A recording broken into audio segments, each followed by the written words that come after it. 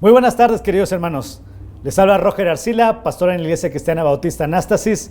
Es un gran privilegio poder compartir con ustedes nuevamente el mensaje de la palabra de Dios. Como saben, estamos estudiando una serie acerca de la Navidad y le hemos puesto como título La llegada tan esperada, cuando el Creador se hace parte de su creación. Y ya por varios domingos hemos estado estudiando varios temas acerca del personaje más importante de la historia y quien debería ser el más importante de nuestras vidas, acerca de Jesús, el Cristo. El día de hoy, querido hermano, te voy a pedir que me acompañes a Mateo capítulo 2, por favor. Si puedes tomar tu Biblia, ahí donde te encuentres, vea el primer evangelio del Nuevo Testamento, el evangelio de Mateo. Y vamos a buscar el capítulo 2. Y te voy a pedir que por favor me acompañes con la vista al versículo 1 hasta el versículo 12. Ahí se nos narra el nacimiento de Cristo y uno de los eventos que se dio alrededor de su nacimiento. Mateo capítulo 2, versículo 1 al 12. Si ya lo tienen, acompáñenme por favor con la vista y permítanme darle lectura en voz alta. Dice la palabra de Dios, Mateo 2, del 1 al 12. Cuando Jesús nació en Belén de Judea, en días del rey de Herodes, vinieron del oriente a Jerusalén unos magos, diciendo: ¿dónde está el rey de los judíos que ha nacido? Porque su estrella hemos visto en el oriente y venimos a adorarle. Oyendo esto, el rey de Herodes se turbó y toda Jerusalén con él. Y convocados todos los principales sacerdotes y los escribas del pueblo, les preguntó dónde había de nacer el Cristo. Ellos le dijeron: en Belén de Judea, porque así está escrito por el profeta: y tú, Belén, de la tierra de Judá, no eres la más pequeña entre los príncipes de Judá, porque de ti saldrá un guiador que apacentará a mi pueblo Israel. Entonces Herodes llamando en secreto a los magos, indagó de ellos diligentemente el tiempo de la aparición de la estrella. Y enviándolos a Belén, dijo: id allá y averiguad con diligencia acerca del niño. Y cuando la halléis, hacedmelo saber, para que yo también vaya y le adore. Ellos, habiendo oído al rey, se fueron, y aquí la estrella que habían visto en el oriente iba delante de ellos, hasta que llegando, se detuvo sobre donde estaba el niño. Y al ver la estrella, se regocijaron con muy grande gozo, y al entrar en la casa, vieron al niño con su madre María, y postrándose, lo adoraron. Y abriendo sus tesoros, le ofrecieron presentes: oro, incienso, mirra. Pero siendo avisados por revelación en sueños que no volviesen a Herodes, regresaron a su tierra por otro camino. Dios bendiga su palabra, queridos hermanos. Te voy a invitar a que hagamos una oración para que sea Dios el que nos revele y nos muestre cuál es su mensaje para el día de hoy. Vamos a orar. Querido Padre, gracias porque nos permites un domingo más, como familia, como un cuerpo, como tu iglesia, alabarte, bendecir tu nombre, pero en especial porque nos permites abrir tu palabra. ¡Qué gran privilegio! Permítenos, Dios, que nuestra mente y nuestro corazón pueda estar dispuesto, atento a lo que tú nos quieres enseñar el día de hoy. ¿Qué queremos? Simplemente oír tu voz. Que nada nos distraiga, Padre. Te lo pedimos y te agradecemos en Cristo Jesús. Amén. ¿Te diste cuenta qué hermoso pasaje? Normalmente en estas fechas decembrinas es como que una tradición a veces tomar esta porción de la Biblia y empezar a leerla. Mateo nos narra cómo fue la visita y el encuentro de estos magos de Oriente. Ahora, esta palabra magos bien se puede traducir como sabios o astrólogos.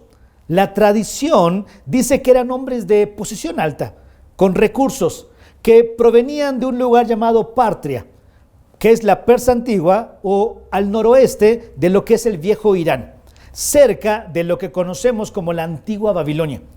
La tradición dice que probablemente estos hombres eran descendientes judíos que habían quedado en Babilonia y conocían las profecías del Antiguo Testamento. Por eso su interés de conocer el cumplimiento de estas. O bien, estas personas, estos hombres, estos sabios, pudieron ser estudiosos del Oriente, que poseían parte de los manuscritos judíos que habían quedado en Babilonia y que los habían estudiado y a lo mejor anhelaban ver su cumplimiento. La realidad es que la Biblia no nos da mucha información sobre estos hombres. No nos dice su cantidad.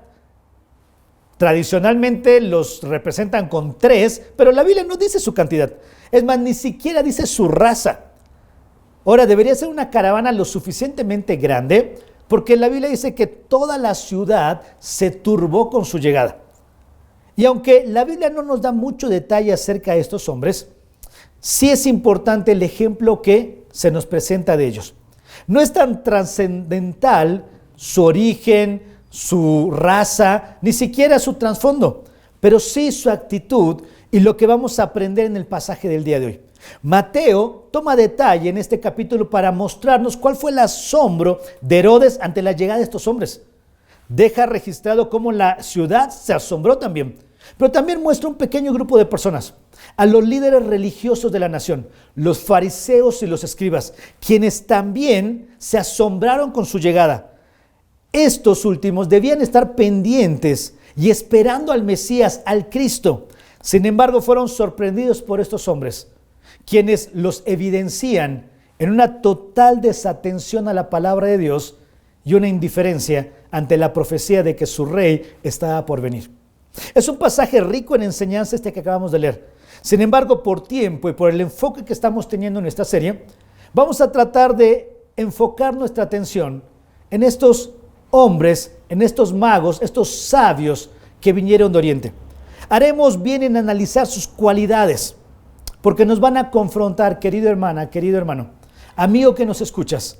Estos hombres van a confrontarte a ti y a mí en cómo es nuestra actitud ante Jesús, cómo es nuestra actitud en nuestro corazón frente al rey que estaba naciendo.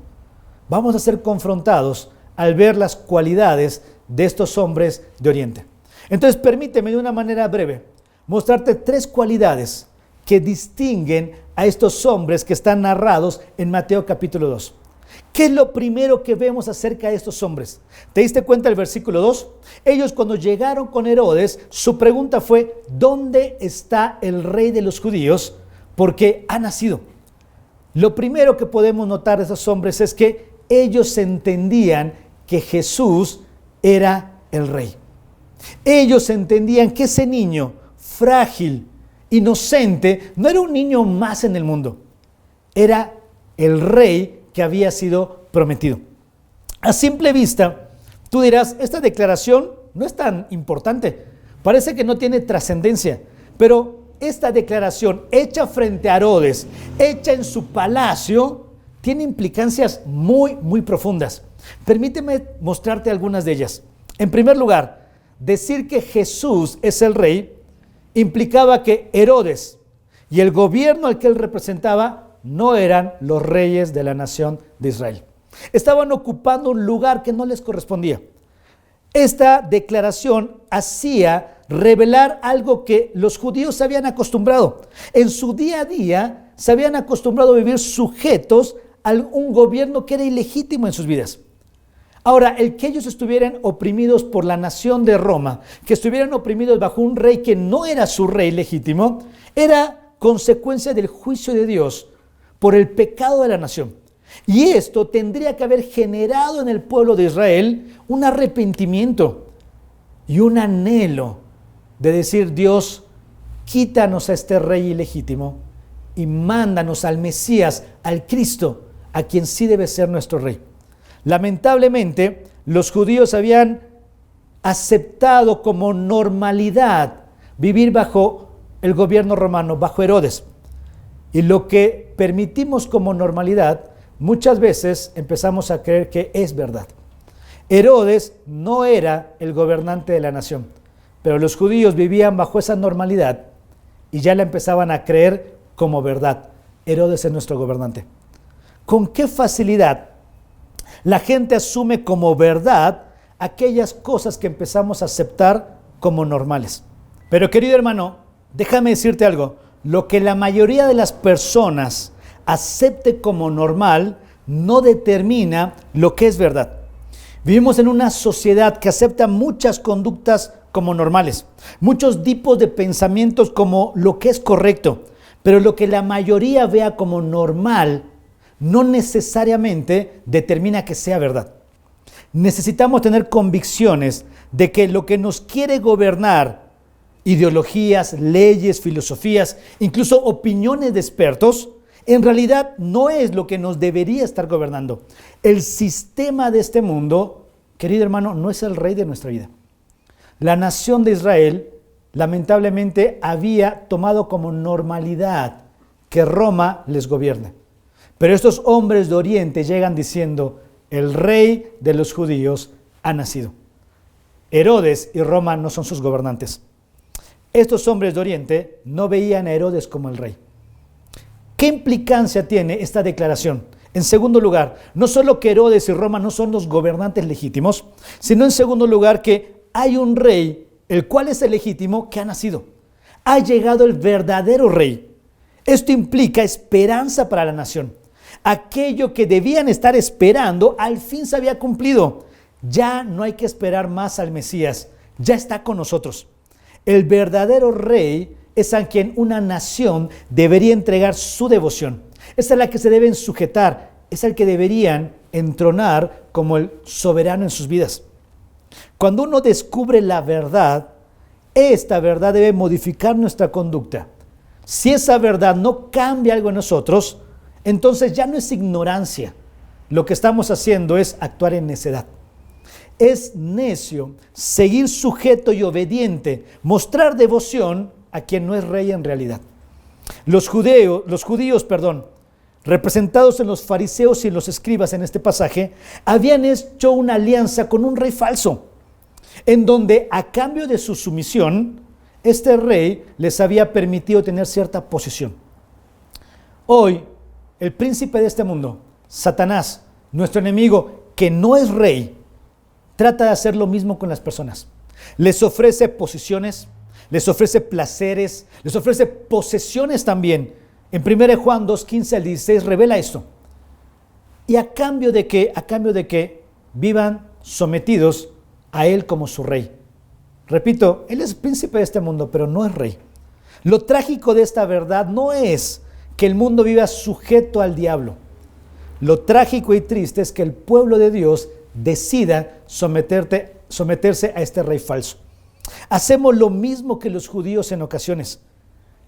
Empezamos a permitir que nos gobierne alguien que no es el rey legítimo, y aunque conocemos la verdad, nos sometemos a alguien que no es en verdad nuestro rey.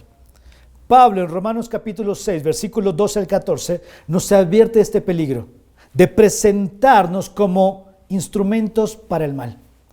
Querido hermano, esta declaración, ¿dónde está el rey de los judíos?, era una cualidad importantísima en estos hombres. Para ellos, ellos entendían que Jesús era el rey, no Herodes. Él era el rey que ya había nacido, el rey legítimo. Pero en tercer lugar, ¿qué implicancia tiene esta declaración? Que no pueden existir dos reyes en una nación. Cuando ellos se presentaron frente a Herodes y dijeron esta frase, ¿dónde está el rey de los judíos?, Herodes entendió esta afirmación con toda la implicancia que tenía. Si ha nacido el rey legítimo y yo no soy el rey legítimo, es cuestión de tiempo en que a mí me derroquen. Es cuestión de tiempo de que a mí me quiten la autoridad y la posición que tengo frente a la nación. Esta afirmación atacaba directamente la persona y la posición de Herodes. No pueden existir dos gobernantes en una nación. No es posible vivir con dos autoridades. Si ese niño que nació, al que estos hombres venían a ver, era en realidad el que decían que era, Herodes sabía que tenía que hacer algo. Por eso, más adelante, el pasaje narra que Herodes lo que quería era deshacerse de ese niño. Porque la actitud de Herodes es la actitud de cualquiera que quiera aferrarse al poder o a una posición. No va a permitir que nadie se la quite. Y esta verdad, querido hermano, querida hermana, es la que nos revela por qué nuestra carne actúa como actúa. Antes de conocer a Cristo, nuestra naturaleza pecaminosa era la que nos gobernaba. Efesios capítulo 2, versículo 3 dice que vivíamos sujetos y esclavos de nuestros deleites, de nuestra carne. Y claro, llegamos a los pies de Cristo, conocemos al Rey real, pero nuestra carne no se va a ir pacíficamente. Va a querer entristecer al Espíritu, haciéndonos pecar, de tal manera que se vuelva a erigir como nuestro único amo al cual deberíamos servir. Herodes quiso destruir al Mesías, al niño que había nacido. Pablo nos advierte que debemos despojarnos del viejo hombre. Debemos derrocar ese antiguo amo y debemos reconocer que el único rey en nuestras vidas debe ser Cristo. ¿Cómo logramos esto? Como Pablo declara en Gálatas 2:20, acudiendo a Cristo, crucificando nuestra carne, porque no pueden haber dos gobernantes en tu corazón y en mi corazón. No pueden haber. Esta declaración tan sencilla, ¿dónde está el rey de los judíos?, tiene implicaciones muy profundas. Herodes y Roma no eran los reyes legítimos. Había llegado el rey legítimo y era necesario elegir quién iba a permanecer como rey, porque no pueden haber dos reyes. Estos hombres entendían que ese niño frágil, dependiente de sus padres, no era un niño como cualquier otro. Estos hombres entendían que Jesús era el rey legítimo que tantos había anunciado. La pregunta en este punto, querido hermano, querido amigo que nos oyes, es: ¿quién es Jesús para ti? ¿Cuál es el concepto que tienes acerca de Cristo? Porque lo que tú pienses de Él determina si te va a gobernar o vas a permitir que otra cosa gobierne tu vida. El sistema en el que vivimos, el enemigo que solo quiere destruir tu alma, o tu carne que no se va a ir pacíficamente si tú decides entronar a Cristo como tu rey. ¿Qué verdad nos deja este punto? Estos hombres entendían que Jesús es el rey. Si el Creador es el rey, Él espera que nos rindamos delante de Él. ¿Quién es Jesús para ti? La segunda característica que vemos en este pasaje de estos hombres de Oriente, estos sabios, no solo es que entendían que Jesús era rey, sino que entendían su propósito delante de este rey. Si te diste cuenta, el versículo 2 menciona dónde está, porque hemos venido para adorarle. El versículo 11 menciona que cuando llegaron, se postraron delante de él y le adoraron. Mateo registra que el propósito específico de esta travesía, de este viaje tan colosal que hicieron estas personas, tenía un solo propósito: queremos adorar al niño que acaba de nacer. Estos sabios no les movió a hacer un viaje tan difícil, invertir tantos recursos, sufrir tantas incomodidades, arriesgarse a tantos peligros. No fue motivado por obtener algo de este niño, por lograr algo a través de este niño. No fue lo que les motivó. Su única motivación, según nos narra Mateo, era adorar al Rey de Reyes y Señor de Señores. La Biblia no nos dice cuánto tiempo esperaron para hacer esto. No menciona ni siquiera cuánto tiempo se prepararon, pero de seguro les llevó mucho tiempo. De seguro dedicaron muchas horas. Y surge la pregunta: híjole, ¿qué pensaban estas personas? ¿Qué les motivó a hacer lo que estaban haciendo? Estoy seguro, querido hermano, que su motivación era la esperanza de decir: mientras tenga vida, quiero adorar al único Rey del universo. Decir que Jesús es Rey no solo es reconocerlo frente a Israel, no solo es reconocerlo a nivel mundial, es reconocerlo de manera personal. Y estos hombres que entendían que Jesús era Rey, entendían que su propósito era adorar a quien ellos habían hecho el Rey de sus vidas. Solo cuando vemos a Jesús de la manera correcta, entenderemos nuestro propósito en la vida de manera correcta igual. Te lo vuelvo a decir. Solo cuando miramos a Jesús de la manera correcta, Él es el Rey, vamos a entender nuestro propósito de la manera correcta: adorar a ese Rey. Juan, en el libro de Apocalipsis, nos cuenta que cuando Él fue llevado al cielo y vio al que estaba sentado en el trono, al Rey de Reyes, todos los que estaban alrededor de Él le adoraban de día y de noche. Esto es lo que vamos a hacer por la eternidad. Es sumarnos a esa adoración continua y constante. No debemos esperar, querido hermano, querida hermana, hasta estar en el cielo para empezar a hacerlo. Estos hombres entendían cuál era su propósito ante el Rey. Habían hecho todo ese viaje porque querían adorarle. Casi siempre, cuando alguien acude a una autoridad, acude frente a alguien que es gobernante, normalmente lo hacemos esperando recibir algo. Normalmente lo hacemos para solicitar algo a nuestro favor. Pero estos hombres de Oriente estaban haciendo un viaje tremendo, el viaje de sus vidas, para encontrarse con su rey, con un solo propósito: adorarlo. Déjame decirte que en una ocasión en Mérida, cuando vivíamos con mi esposa, hacíamos varias actividades con jóvenes, y una de ellas era traer jóvenes desde Mérida a la ciudad al estado de Querétaro, a Bernal, al campamento de Palabra de Vida. Y claro, es un viaje que requería muchos recursos. Y en una ocasión acudimos a una dependencia del gobierno. Nos entrevistamos con la secretaria de Atención Ciudadana, le planteamos nuestra necesidad y ella, gracias a Dios, nos autorizó los fondos necesarios para cubrir el viaje e incluso para apoyar económicamente a algunos de los jóvenes que iban a participar de este campamento. Cuando regresamos, casi 2 meses después, volví a solicitar una entrevista con esta persona. Para mi sorpresa, cuando me volví a sentar en la oficina de esta mujer, lo primero que hizo después de saludarme fue: ¿qué necesita? ¿En qué puedo ayudarle? Yo no estaba yendo para pedirle nada. Esto lo había hecho 2 meses antes. Mi intención de ir esta segunda vez frente a ella era para agradecerle. Le llevaba una carta de agradecimiento, le llevaba algunos testimonios de jóvenes que habían sido beneficiados por esa ayuda que recibimos, y habíamos decidido con mi esposa regalarle una Biblia. Todavía recuerdo la cara asombrada y medio dudosa de la mujer pero esto no es normal. La gente cuando viene a esta oficina viene a solicitar, nunca viene a agradecer. ¿Y sabes qué es lo triste? Que en ocasiones tú y yo acudimos a Dios simplemente por eso.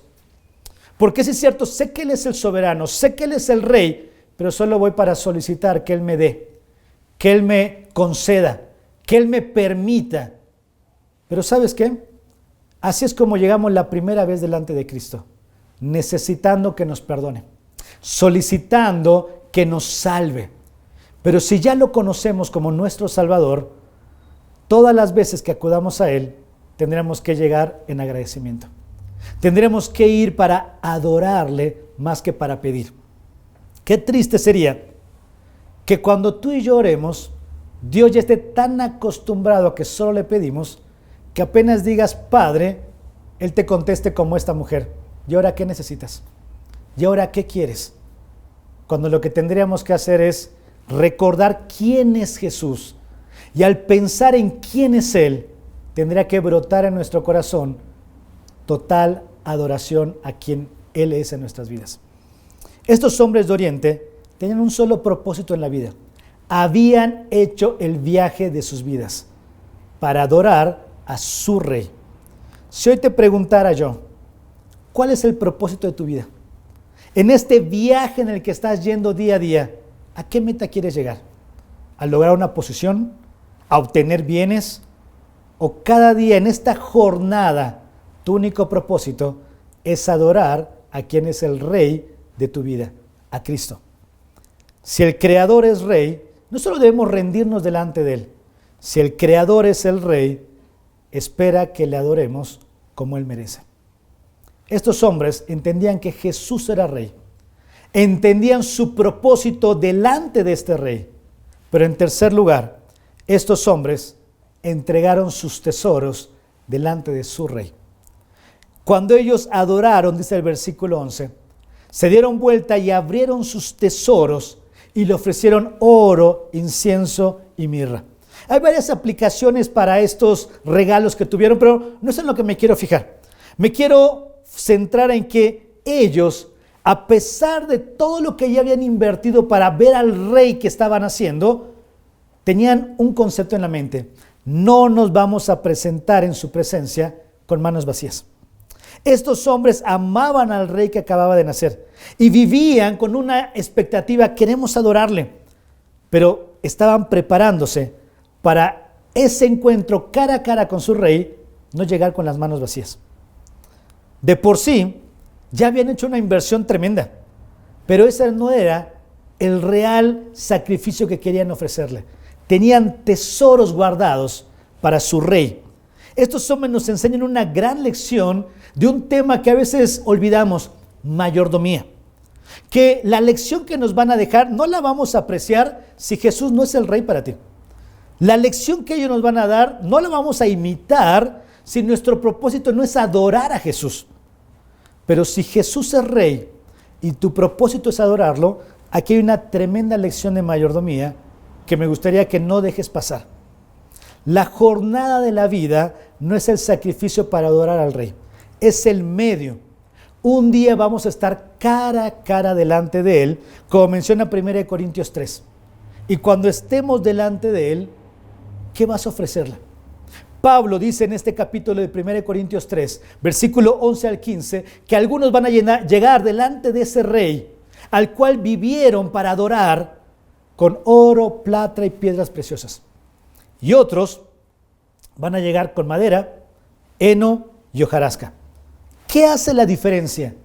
El corazón que se manifestó a través de obras.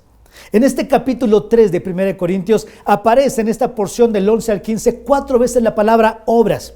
Esta palabra significa labor, significa acciones, hechos. ¿Qué está tratando de decir Pablo?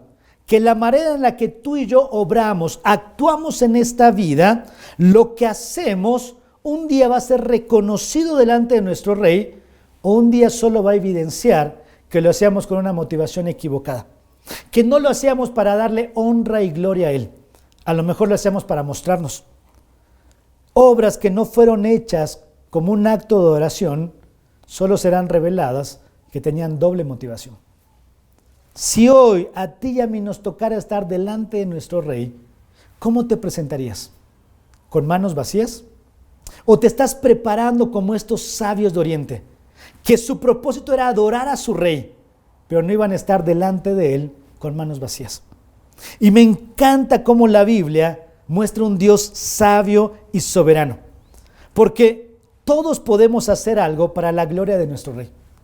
Por mínimo que parezca, por insignificante que califiquemos, todos podemos hacer alguna obra que sea para la gloria de quien es nuestro rey y a quien queremos adorar. Todos podemos ayudar a alguien, compartir con alguien, suplir la necesidad de alguien, sea material, emocional, espiritual. Todos podemos hacer algo. Estos magos presentaron sus tesoros ante su rey y la tradición dice que estos tesoros sirvieron para que luego José y María huyeran hacia Egipto para escapar de Herodes, quien quería matar al Mesías. Más adelante aparece esta trágica historia del pueblo de Israel, cuando Herodes decide matar a todos los nacidos con tal de eliminar a quien era el rey legítimo. Estos recursos que los sabios de Oriente ofrecieron, nunca pensaron que iba a servir para eso. Ellos nunca se imaginaron que eso era lo que iba a sostener a José y a María hasta que Herodes muriera y pudieran regresar a Israel. No lo sabían.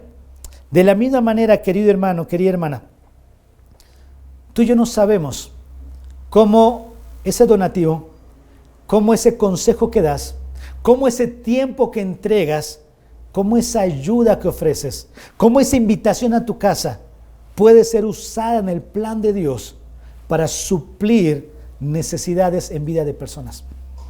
No nos perdamos la posibilidad de ser parte del plan de Dios en la vida de alguien, haciendo obras para la gloria de Él. Tú y yo no sabemos de qué manera Dios puede usar esa pequeña obra que hagamos. Como te dije, todos podemos hacer algo. Todos podemos ayudar a alguien. Y si lo hacemos para nuestro Rey, con la intención de adorarle, se convertirá en un tesoro que un día vamos a poder ofrecer cuando estemos delante de Él cara a cara. Un día en su presencia no vamos a estar con las manos vacías. Vamos a poder ofrecer oro, plata, piedras preciosas. Porque entendíamos que Él era el Rey, porque vivíamos para adorar a nuestro Rey y estábamos dispuestos a ofrecerle lo mejor para la gloria de Él.